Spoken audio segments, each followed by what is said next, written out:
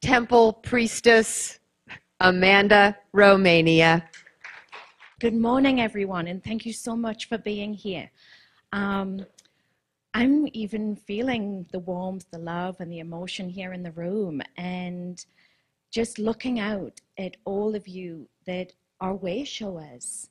We've all been in this kind of slumber in another world for the last few months, and the fact that you actually came, and I know many of you traveled, and I know many of you are here from Sedona, but I have to say, from like my friends, my Galactic families, welcome home, welcome home.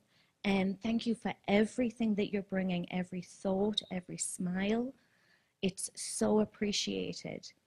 And I'd like to just start, if I may, by just honoring the ancestors of this land. We're on vortex territory. The ley lines are active and even more active, especially in this place. And I'm honored to be here on this stage because there's many, many luminaries like Suzanne, Rian, Devra that have been here and spoken before me. So I find that this is like a sacred space in itself. But I know that everyone here has a team of people. You're not alone, and I'm going to take you on a little journey to hopefully connect with some of your cosmic family today and get that dialogue going. Yes, I'm an Aries sun, so I like things brought into ground, but I'm Aquarius rising, so I kind of like to have that air and flow and movement. And with that, I feel that as we honor our ancestors here, we're able to bring in our star families above. So just take a moment that if there's anyone that's in your ancestral lineage, your family, your friends, if they couldn't make that journey, you're a way shower, you're a teacher, and you're bringing them here today. So if your consciousness just opens to that, just allow that to move, bring them into your memory sphere. I'm known for my training and teaching within the Akashic records. So every person that you're thinking of now is in your records as well. And as you do that, thinking about our star family and friends that are up there, we've got our Palladians behind us, we've got Jupiter to the side, we've got our Sirians just underneath at the moment, but there are billions and billions of stars out there. So if you have not heard the name of your star planet, where you're from, even your origins, this may come through over this next few days and even in your dream state. The full moon is coming. We're all feeling it. 1:33 this morning, 3:33 this morning, I was up and awake. So this is one of the ways that our cosmic friends and family communicate with us. They come through in a mathematical way. So just taking a moment, please, and bring that through. They're all very welcome. And if the temperature in the room goes up a little bit, it's because there's more energy than just us.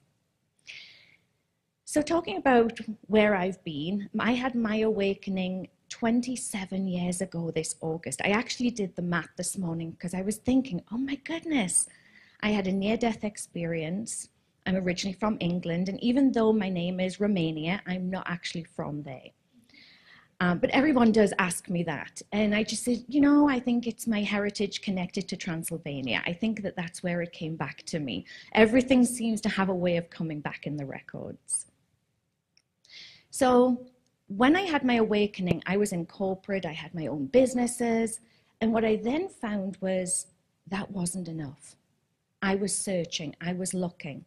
And I was really fortunate that I found my mentor and teacher, and she was called Isis, and she ran a retreat center in Glastonbury, and she took me under her wing, and she made me her apprentice. And that was 20 years ago, I started taking people to Egypt. So if you're feeling that Egyptian energy, and it can be Atlantean energy as well, if you're feeling that presence, because we're here, a lot of your records are streaming in. Suzanne gave an amazing presentation about DNA and bringing in those frequencies, and that's exactly how your records work. We have a collective Akashic record, a database of everything. We can change your karma for that, but I'm so sorry, we cannot scrub the records. If you have been, seen, or done something, I'm sorry, it has to stay. And please know, in this room, we're actually on ETTV. They're beaming us out to other space stations. So smile and wave. I know everyone likes that. We're on ETTV, you know, it's the new digital age. We're into Aquarius. Everything's gone up in the air. So when I started first going to Egypt with my teacher, I was very blessed with the access. And it was at that time that I found I was really exploring the Akashic records, the databases, into the past lives. I was looking at people, I was seeing their faces change, their frequencies change, and I could actually give them stories. And that's what I'm kind of known for here in Sedona. When people come in and they're asking questions and, well, where does this come from? It's not that it's coming from me. I just have the ability to tap into a database of energy and information. But mostly what I love doing is, like I did with Suzanne and many of the other presenters that you're going to see, is unlocking theirs so that you can look yourself. After going through the past lives, it kind of was a little bit, oh my goodness, is that what we did? Is that where we were? And I kind of was moving away from that area. And I then started to find that people wanted to look at their present timelines, who they were with, their business, their home, their financials. And it was a little bit 3D, but we were able to shift those 3D perspectives into the 5D. So how do we get a spiritual aspect on this? After that, my guides took me to the life between lives. And I know with the Akashic records, not a lot of people look at that area. But if you have access to that area, you can really look into why you chose to come here to the planet, your soul contracts, why you chose your parents, because I know many of us in these groups go, why did I choose to go there? You know, what was going on with that? Surely there was more lessons. Could it not have been easier? But like I said, I'm in a group supported by Wayshuas, and that's the teachers that you are. In that life between life area, you're able to see the holograms of all the different aspects of your records. And we make choices, but we make energetic choices. And then when I came to Sedona, I came in 2013. I just finished 6 years working in the Maya lands, and no, I didn't get to go to the 2012 celebrations. I was actually working in a place called Copan on the Honduran-Guatemalan border, and I finished the ceremonies on the 19th, and then I was done. My Akashic records, my conscious, my mission was finished. And there I am in 2012 going, where do I go next? And I came to Sedona. I came to Sedona, and she kept me. And she put me through my lessons. She made me go to school. And when people ask me, what is it like to live here? I'll say, okay, think about living on campus. If you were going to a school, a university, what would that look like? You would have schoolrooms, you would have libraries, you would have teachers, you would have students. Everything here in Sedona that goes out towards Jerome, up to Oak Creek, out into the village, you're on campus. And many of you here are for graduate school. Many of you here are teaching. I've done my 8 years, and maybe if I get a few more, I'll get to go on tenure and be on faculty for a little bit longer. But that's what we are here.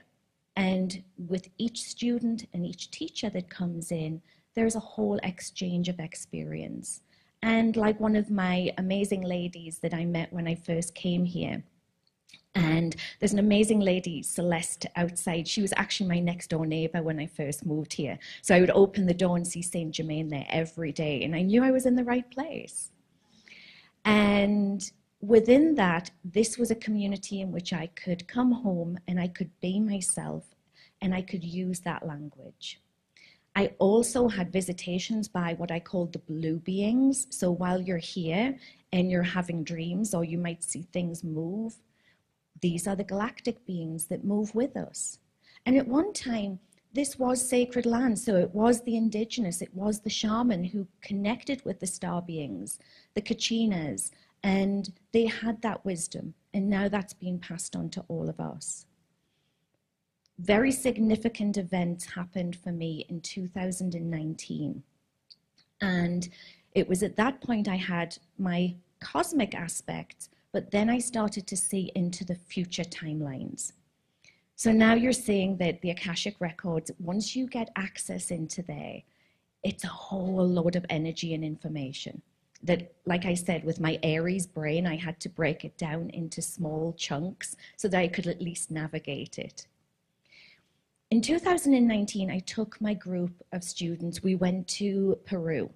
Now, I hadn't been, and I was with my amazing assistant, Jen, and she works very closely with the indigenous and the shamanic rituals. And with me, with my Galactic and Akashic records, an English and an Australian person, no one's going to pay any attention really to us. We just breeze on through. And we're in Machu Picchu, and we've got a guide. And I look at my guide, and you're not well. And he's dizzy, and he's not acclimated. And I don't know what to do.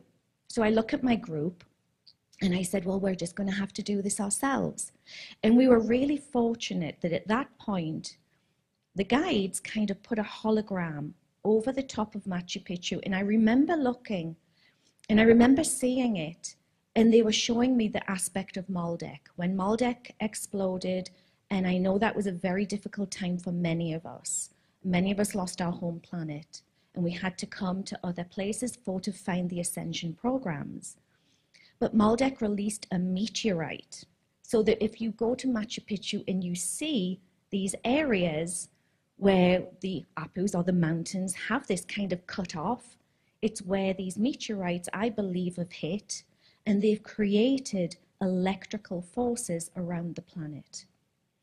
Once I started to see that 2019, 2020, flights stopped, we stopped, everything calmed down. And in that space, all of these energy centers have begun to get more active.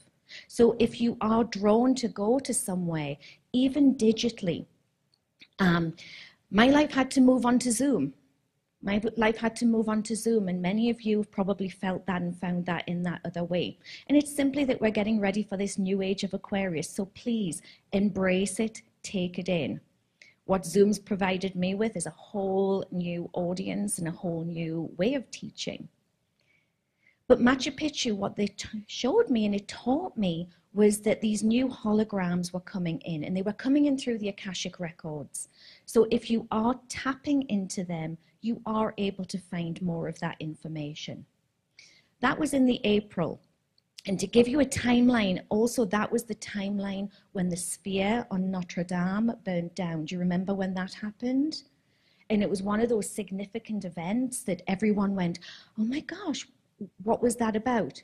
Notre Dame in Paris is actually built on an old Isis temple and areas where our beautiful Magdalene has traveled through.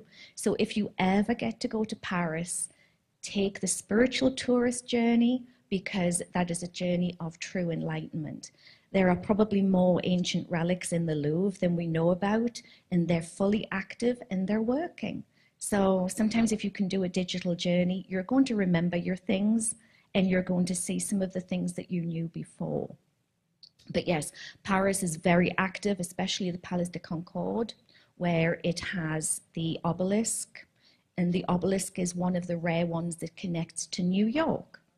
So again, the Met Museum is very active with Akashic records. And what these are doing is it's triggering these memories for us of when we were in the golden age. Because guess what? December 21, we actually started to really move into that Aquarian golden age. Many of you probably were already in that. But what we saw was a collective move go through. So January, February was very, very pivotal in the Akashic records. I was spending more time upstairs navigating with councils than I was probably down here on Earth. In September 2019, and you might even want to track back where you were at these timelines, I had my group in Egypt. Yes, I'm very fortunate that I get to teach here in Sedona, but I also get to take other groups to other places.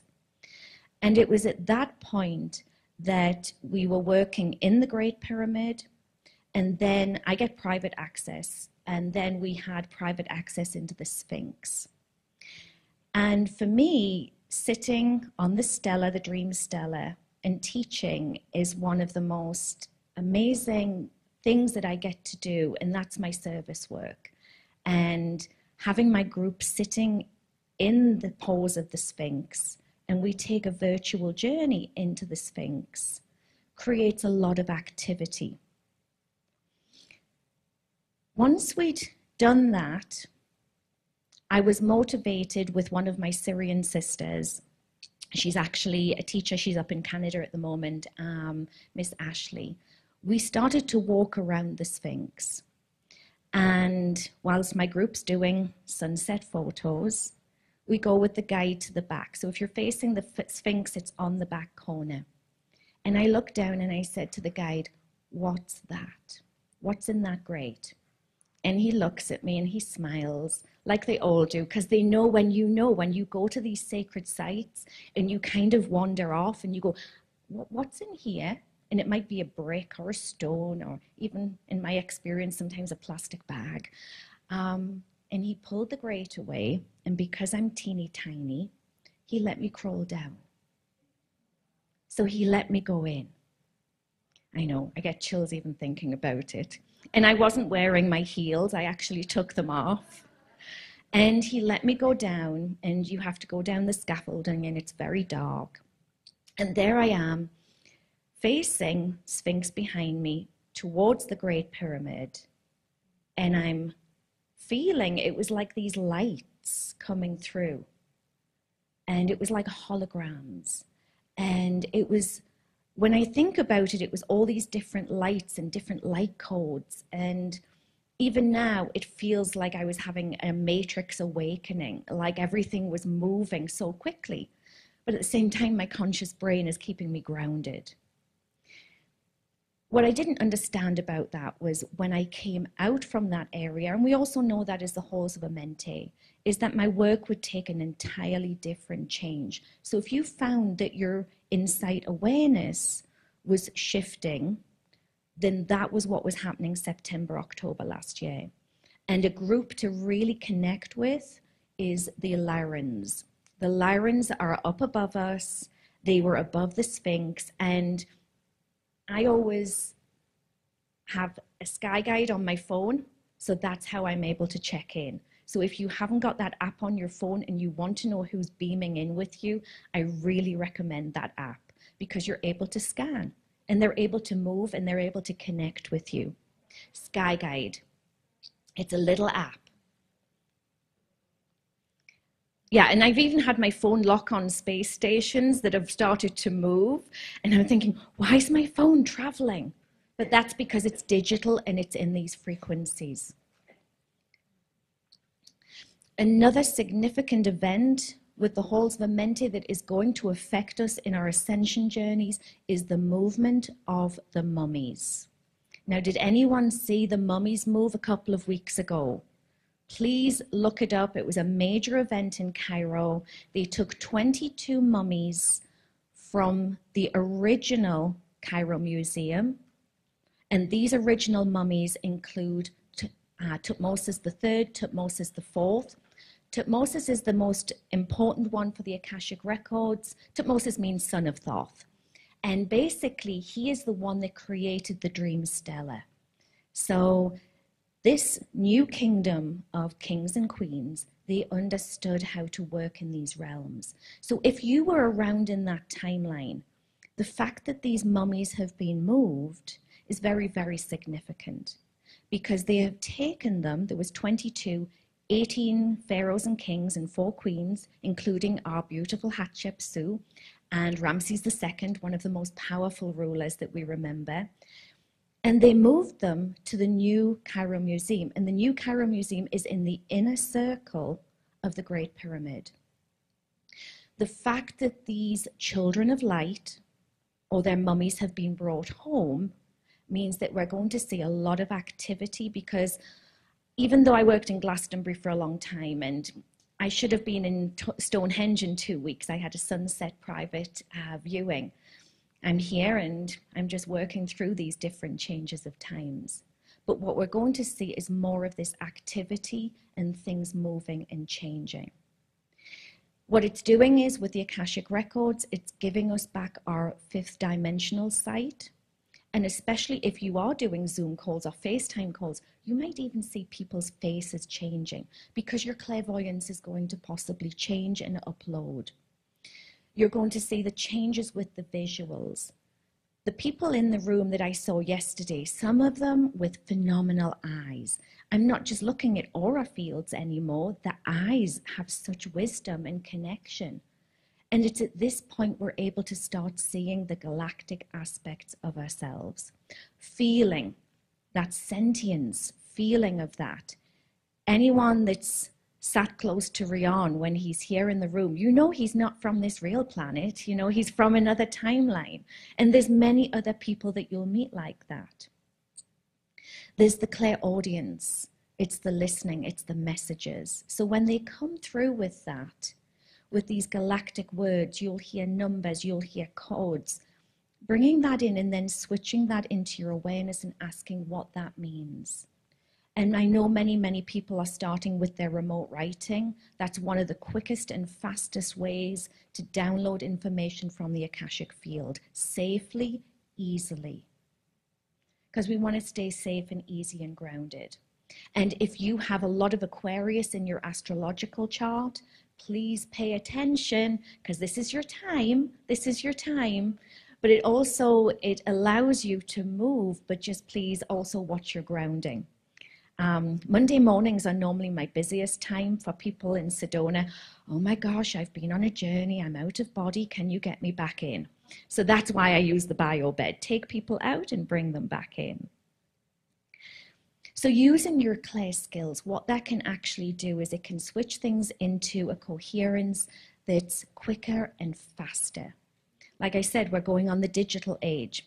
On a practical note, if you noticed anybody follow cryptocurrencies? Thank you. I'm not here to sell anything. I'm not doing my Amway sales today. But cryptocurrencies, if you follow the cycles, you'll notice that they spiked in the middle of December and they went up. So if you're trying to follow in these markets, please check with the astrologers, the astrology aspects, because there's so much information that people can bring through from that. And trust me, even the corporates and the people that work and manage these aspects, they still come knocking on the spiritual door. They still come asking, what are you seeing? What are you feeling? What do you know? And in that way, we're able to help raise that consciousness through. So what I'd like to do now is take you on a little journey to meet with your star families. It's an 11-minute, 44-second audio. Now, normally, like Suzanne, I would do it, okay, let's all close our eyes and let's get settled. But my friends in the sky, my Elnathian family, and I think that's the first time I've ever said that out loud in a group, so I must feel safe. It's almost like, hi, I'm Amanda, I'm from Elnath. It's great to meet you. And Elnath is a star not far from the Palladians, and we're a very, very old race, very old. And that's why I have the keys to the libraries, because I've been dragging them around with me for a long, long time. But that's why I love that every time I can share them, it means I'm not having to carry anything else. So that's kind of my little mission at the moment. I work in Beijing every month. Yes, I have some beautiful, probably up to 75 to 100 students in Beijing that we do psychic development with. So they're sending me in these places, and thankfully for Zoom, I'm able to do that. My friends and family above asked me to share an audio that was actually taken from the Great Pyramid. It was taken from the King's Chamber. That's where it was created and written. And then, thankfully, the digital gods here in Sedona, Brian Caldwell with music and a beautiful musician called Darius, were able to digitally master it. We're going to see if we can play it. If not, I'll organically take you in. So sit back, relax. You've nothing to do for 11 minutes and 44 seconds, but maybe take some time out with your star family. Activate your starseed frequencies and let's take a journey and see.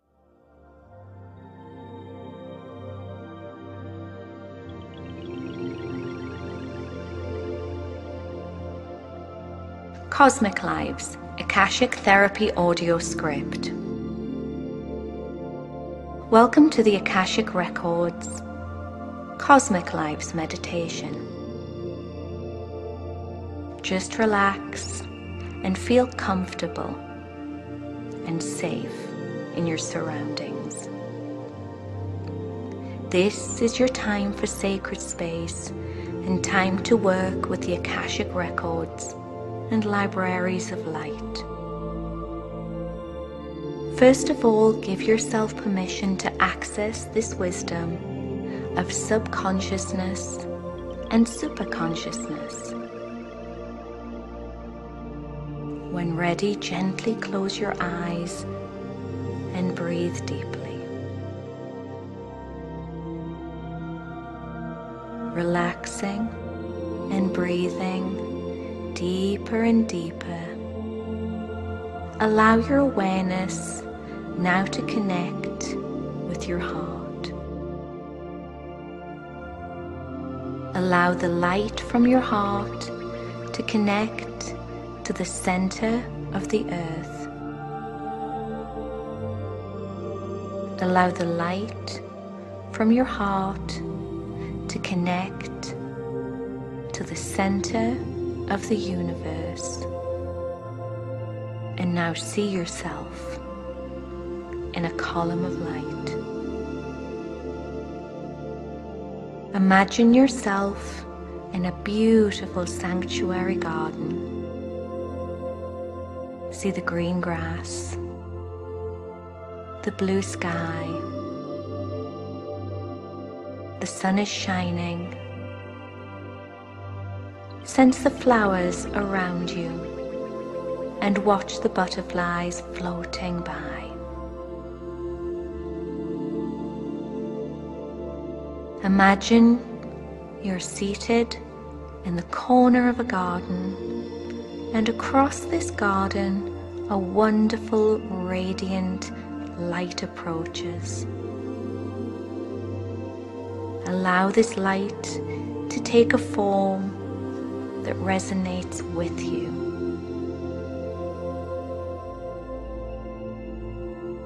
Feel the kindness and support around you.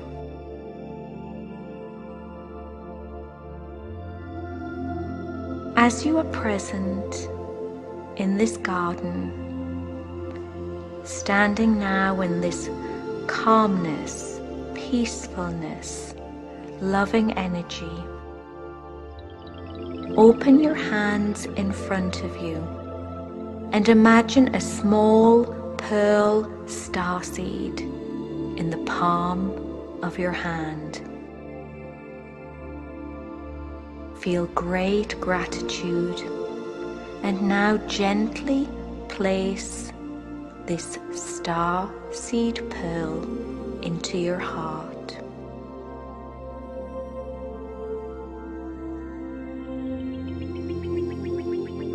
Bringing greater and greater light into your heart, focus now on sending a beam of light out from your heart into the sky, and imagine that your energy is following and flowing and taking this energy, this beam of light, back to your space and place of cosmic creation.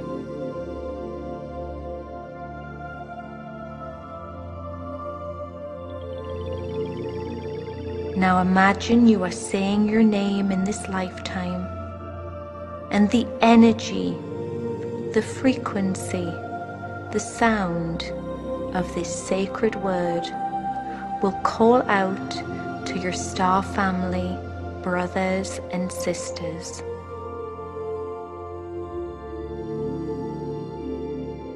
They may be far away a long, long way away, but they will hear you. They have never forgotten you. Now in your garden, begin to create a large golden stargate. See it shimmer and see it surrounded by light. And know that through this stargate, you can now journey to your cosmic origins and the dimensions that your soul has moved through and connected with over and over the many, many years since you were first created.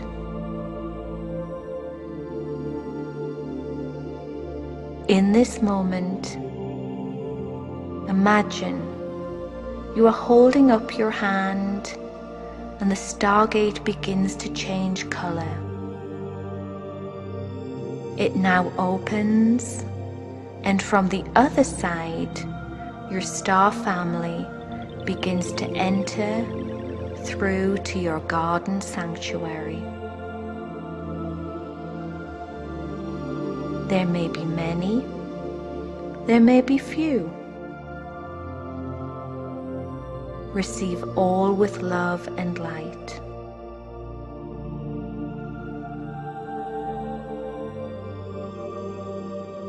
What do they look like?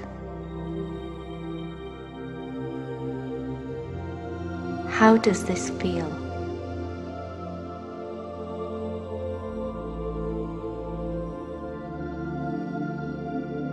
What do they tell you?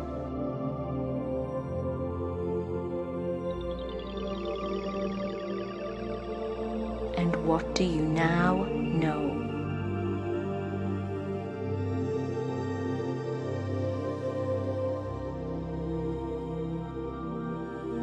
What gifts or messages can they share?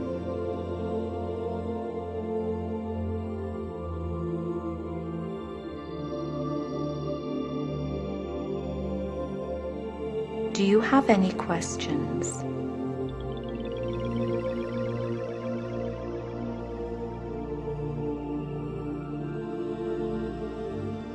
What clarity do you gain?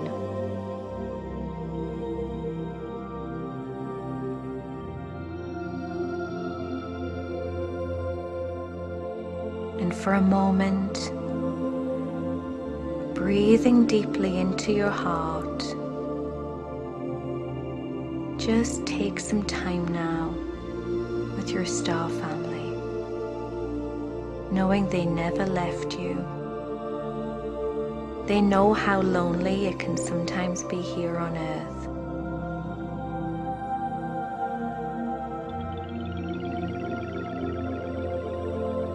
They know how brave you are, and they celebrate that with you.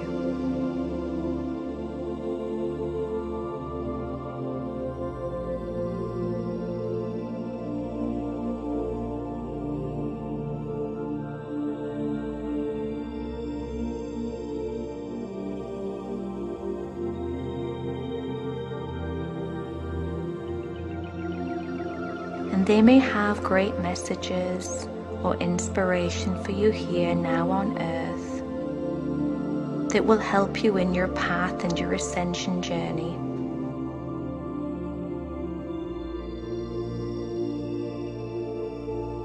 Seeing your Akashic record book now floating by and allowing you and your family to start sending the energy of the messages, the clarity, the learning, the wisdom,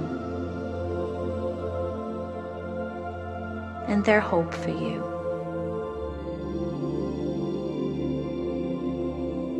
And this will help you in the days, weeks, and coming months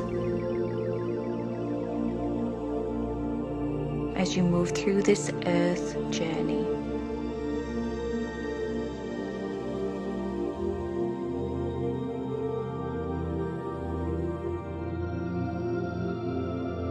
And now when you're ready to say your goodbye, know that it's for only a moment. And now this connection has been made. You're always, always connected.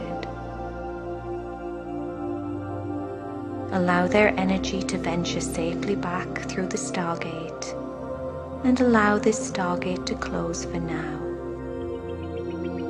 All is well in your world.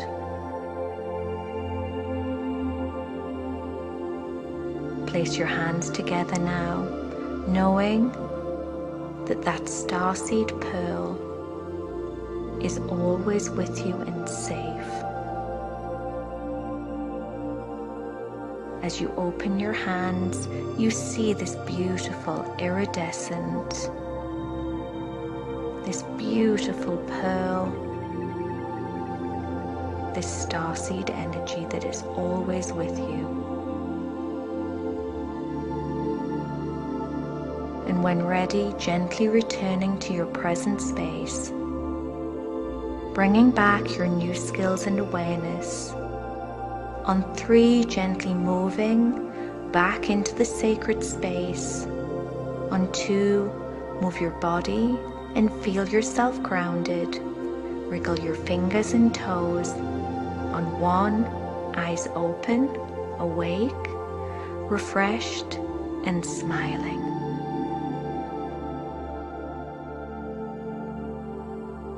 Yeah, just do a little stretch and move that energy around. There we go. There we go. Beautiful. Thank you. Oh, so now you have been through the frequency of my other office, the King's Chamber in the Great Pyramid. And when you're in that space, trust me, you can create a beautiful garden and you can create a stargate. It's a multi-dimensional chamber. And I've been running up and down those staircases for many, many years. And hopefully this September, October, I'm able to go back to Egypt. I'm going to study with an archaeologist over there named Dr. Hawass. And he's revealing many of the other secrets that I haven't quite connected to just yet. I was supposed to be with him in February, but I'll be going there in October. And hopefully the next time maybe we're collected or we meet, I'll be able to share my secrets from those locations. And therefore that may be something that you've seen in your dream state or your dream time. But if you find yourself flying towards Egypt, Atlantis, or other sacred sites after this weekend, it's simply that your energy frequency is going back, receiving the keys and codes that you need. I'm just coming on time, but my guides did say they wanted me just to put something into the Akashic records for the next 2,000 years of a mission where work needs to be done. And that's with the new children, this generation Alpha. So please, if you have children coming into your sphere, into your frequency, into your energy, please pay special attention because these new babies are coming through. They're assisted by Lyra, Vega, and another star called Deneb. And I've been working with a lot of healers, especially in Indonesia and in Hong Kong, where we've been seeing souls that are now coming back on the planet to do the work in 20, 30, 40 years from now, when this world could possibly look very, very different. If you're an oracle or you're seeing future prophecies, you know that work needs to happen now. This coherence needs to start. And these new babies are actually bringing a lot of that frequency and wisdom because they see the world in a whole beautiful, unique way. So paying attention to them, if that's something that comes through for you, or even that you can just put some prayers and support out, that can also work. We're a collective galactic family. We all come from different spaces and places, and this is nothing to do with the color of our hair or the size of our bodies or the color of our eyes. We come from many, many different locations. And I know some of you have been feeling that that you've come on a mission here. And the mission sometimes isn't about necessarily standing up here on a stage. It's about going back and doing the work and being the satellite and the teachers that you are.